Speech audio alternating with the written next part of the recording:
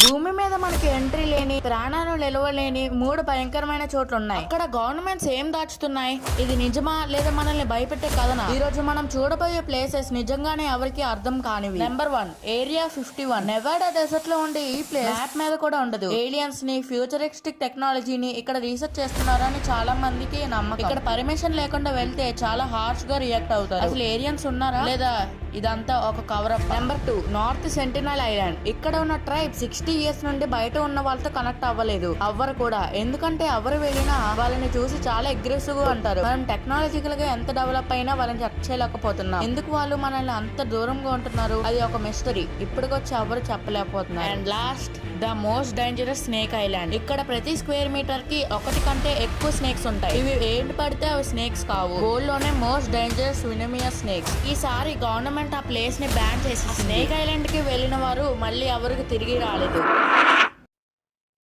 ఈ 3 ప్లేసెస్ లో మీకు అన్నిటికంటే భయంకరమైనది ఏమనిపించింది? ఏరియా 51, నార్త్ సెంటినల్ ఐలాండ్ లేదా ఈ స్నేక్ ఐలాండా? కామెంట్ చేయండి. ఇంకా ఇలాంటి వీడియోస్ కోసం సబ్స్క్రైబ్ చేసుకోండి. మనం 1K కి చాలా క్లోజ్ లో ఉన్నాం.